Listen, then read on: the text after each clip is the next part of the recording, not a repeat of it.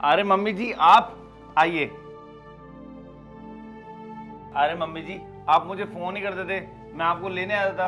अरे बेटा कोई बात नहीं। चलिए ठीक है मम्मी जी, आपने बहुत अच्छा किया। अब एक काम करिए, आप बैठिए, मैं नेहा को बुला के लाता हूँ। अरे वाह, तुम महारानी यहाँ पे बैठी हो और मैं तुम्हें पूरे घर में देख रहा हूँ। चलो अब एक काम करो, बाहर आओ। माँ ये क्या? माँ ये? अरे उस बुढ़िया को कोई काम नहीं है क्या? जब देखो जब मुंह उठा के चली आती है। ये कोई अनाथ आश्रम है? यार ये कैसी बातें कर रहे हो तुम चलो बाहर। सुनो मेरी बात, तुम्हारी माँ आई है, मेरी माँ नहीं आई। मूड खराब कर दिया जबरदस्ती में सुबह सुबह। यार नेहा तुम पागल तो नहीं हुई हो? और एक तो तुम धीरे बोलो, माँ बाहर ही बैठी है, अभी सुन लेंगी वो। अरे सुने तो सुन ले, मुझे उस बुढ़िया से बिल्कुल फर्क नहीं पड़ता। अरे वो क्या लेने आती है यहाँ पर? जब मैंने 50 बार तुम्हें मना कर दिया वो यहाँ नहीं आनी चाहिए, फिर क्यों बुलाते हो उसे? अरे उन्हें अच्छे से पता है कि हम हस्बैंड वाइफ दोनों रहते हैं, तो फिर क्या ही लेने आती है वो?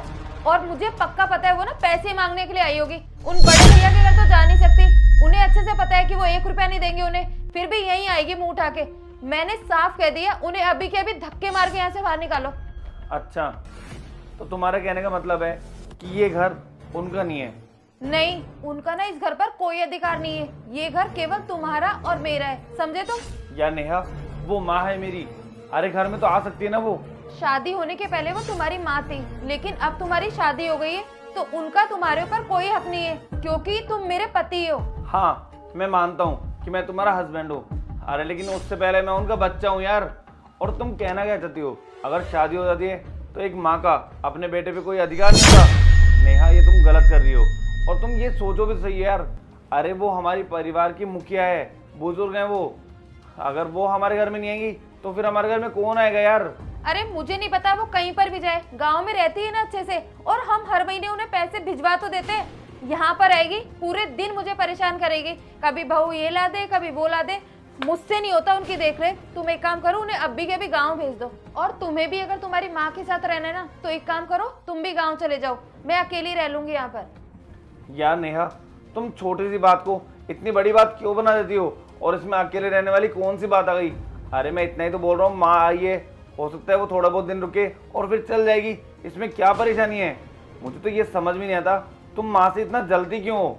देखो जलने वाली ना कोई बात नहीं है, मैं तुम्हें अभी भी कह रही हूँ, आसपास में ना वृद्धाश्रम है कहीं, वहां छोड़कर आ जाओ उन्हें, लेकिन मैं इस घर में उनके साथ नहीं रह सकती, समझे तुम? नेहा चुप, ये क्या बोल रही तुम? वृद्धाश्रम छोड़ दूं? अरे वो मेरी माँ है यार, मैं उन्हें वृद्धाश्रम कैसे छोड़ सकता हूँ? और तुम्हें समझ भी आ रहा है? तुम बस बोले जा रही हो। मुझे तो ये समझ नहीं आ रहा तुम आखिर ऐसे कैसे हो सकती हो यार। अरे जब मैंने तुमसे शादी करी थी ना, तुम कितनी अच्छी थी। उस टाइम पे तुमने मुझे कहा था कि मैं तुम्हारी माँ का, पापा का, सबका ध्यान रखूंगी। अब क्या हो रहा है तुम्हें? अब तुम क्यों नहीं रख रही मेरी माँ का ध्यान? सुनो मेरी बात, शादी से पहले ना सारी लड़कियां ऐसे ही बोलती है, लेकिन उन्हें नहीं पता कि ये सास ऐसे करती है। मुझे नहीं रहना उनके साथ तो नहीं रहना, जाओ तुम यहाँ से। ठीक है, एक काम करता हूँ, मैं मम्मी को ना वापस उनके घर पे छोड़ के आ रहा हूँ, लेकिन तुम एक कप चाय तो बना सकती हो उनके लिए? ठीक है, लेकिन चाय पिलाते ही उस बुढ़िया को यहाँ से छोड़कर आ जाना, समझे तुम? दिमाग खराब करके रख रखा है पूरा।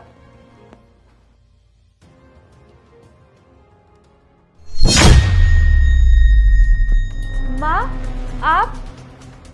मनीष, तुमने मुझे बताया क्यों नहीं कि तुम्हारी माँ नहीं मेरी माँ आ रही है? क्या ही फर्क पड़ता है, तुम्हारी माँ हो या मेरी माँ?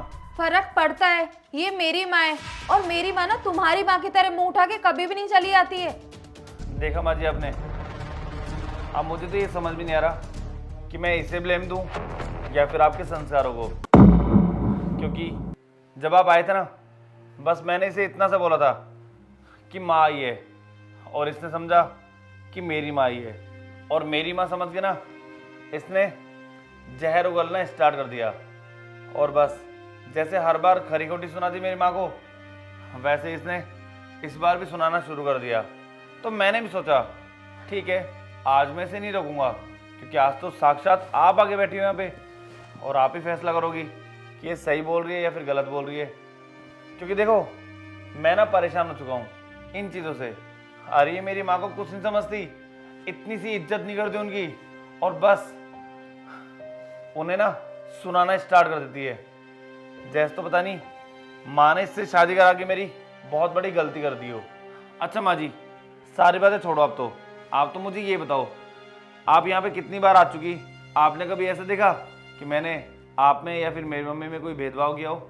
अरे आप लोग जब भी आते हो, मैं आप लोगों को अपनी माँ के जैसे प्यार करता हूँ। मैं आप लोगों की इतनी इज्जत करता हूँ, कम से कम ये उसकी 10% इज्जत कर ली मेरी माँ की। लेकिन नहीं, इसे तो बस मेरी माँ को हमेशा सुनाना ही है, कोसना ही है। मैं आपके छोटे छोटे काम में हमेशा खड़ा रहता हूँ, ये सोच के कि वो भी मेरा ही परिवार है। और ये तो मेरी माँ को अपना परिवार कभी समझती ही नहीं है। और तो और उनकी हमेशा बेइज्जती करके उनको बहा देती है। और माँ जी, आज तो हद कर दी इसने मुझे साफ बोल दिया कि वृद्धाश्रम में छोड़ के आ जाओ अपनी माँ को। अब बताओ, भला मैं जिंदा हूँ, मेरे जिंदे रहते वो कैसे वृद्धाश्रम चल जाएंगी? मनीष, एक तो तुम ना मेरी माँ को मत भड़काओ।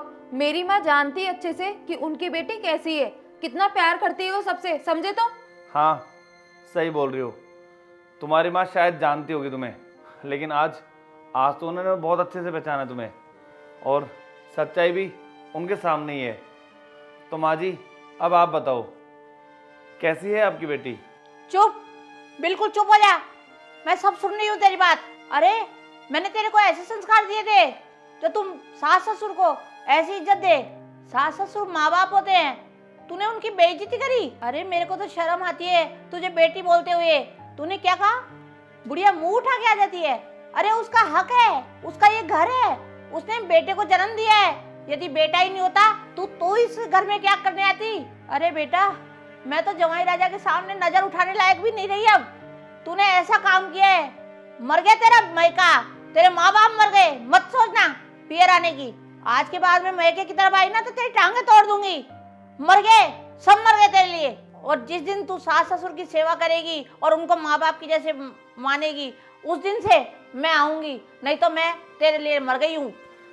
मम्मी जी, आपको पता है, मेरी अरेंज मैरिज हुई और मम्मी पापा दोनों ने इसे बहुत अच्छे से पसंद किया था और कहा था, बेटा ये लड़की ना बहुत संस्कारी है, देखना बुढ़ापे में हमारा भी सहारा बनेगी ये।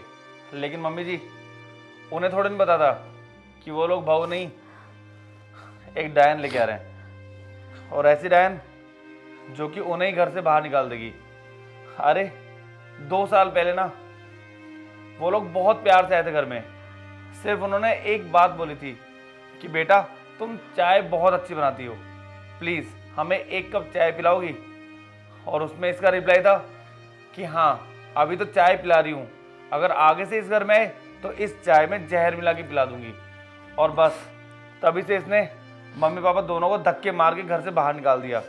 चाहता तो मैं भी इसे घर से बाहर निकाल सकता था, लेकिन मैंने सोचा इसमें तुम लोगों की क्या गलती? अरे आप लोग तो बहुत अच्छे हो, आप लोगों ने बहुत अच्छे संस्कार भी दिए होंगे, लेकिन पता नहीं क्यों ये ऐसा करती है यहाँ पे।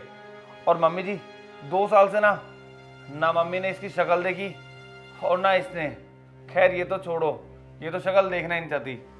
अब तो अगर मुझे भी मिलना होता है ना मेरे माँ बाप से, तो मैं या तो गाँव जाता हूँ और या फिर इसी शहर में किसी होटल में उन्हें रोक करके वहाँ उन लोगों से मिल के आता हूँ। मैं इसको और मम्मी पापा को कभी मैंने आमने सामने कभी नहीं होने दिया, क्योंकि एक पति का फर्ज भी तो मुझे निभाना है ना। अब भले ही मैं अपने बेटे होने का फर्ज ना निभा पाऊँ, लेकिन हमेशा एक बात रहेगी मेरे दिमाग में कि मैंने इस जैसी औरत के चक्कर में अपने माँ बाप को भगा दिया।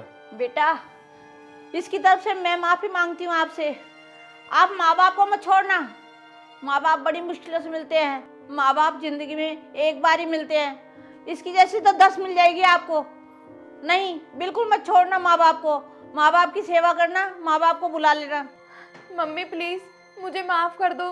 चुप कर, तेरी गलती माफी लायक नहीं है। मैं तुझे माफ नहीं करूंगी। तूने मेरी बिल्कुल इज्जत खराब कर दी। ठीक है मनीष बेटा, मैं चलती हूँ।